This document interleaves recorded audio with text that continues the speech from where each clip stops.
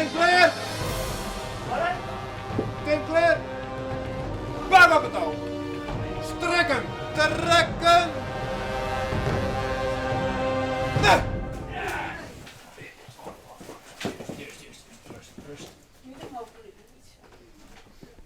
Druk! Nee! Druk! Nee! Ik sta op de anker, hè? Het achterste. De achterste. Maar was zelf een tweede plak vinden, maar ik vind het net een tweede plak. Nee, dus iedereen heeft zijn eigen plak wel een beetje, zeg maar. En waarom ziet je dat dan? Omdat die trainer dat ooit bedacht had.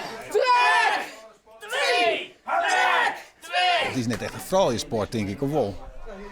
Nou, hier in Nederland net in ieder geval. In andere landen ben er wel meer vrouwenteams, zeg maar. Ja, makkie, hè? Oh, makkie. Vermoeiend.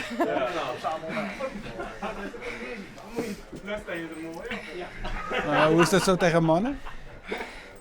Goed zwaar, maar leuk. Ja, ook gezellig. Ik kan je nog praten nu. Ja, wat praat je met ons dan?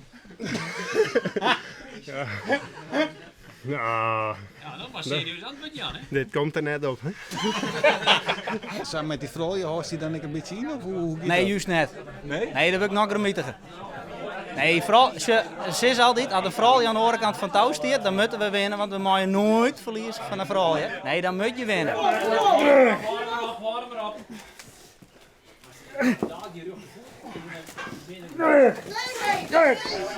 Teamsport, hè? Is het leukst. Maar volleybal is ik een teamsport, maar dit is wel even wat oors. Ja, het is nog meer dan afhankelijk van elkaar best, zeg maar. Ja? En bij volleybal, ja oké, als zo de bal mist en ik ken er dan nog bij, dan heb je hem nog, zeg maar. Maar als die er in ophoudt, ja, dan verlies je gewoon, zeg maar.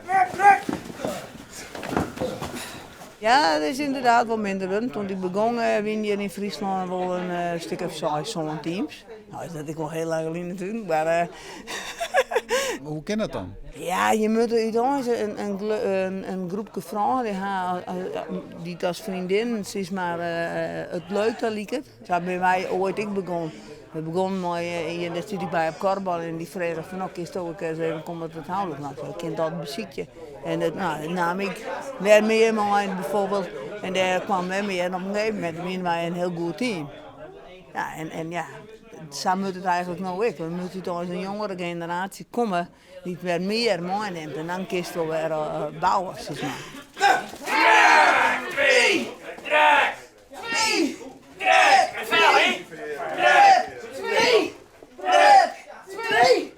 Zo'n 86 wie mijn eerste WK, dus meer dan 30 jaar. Maar, en hoe lang is het nog terug?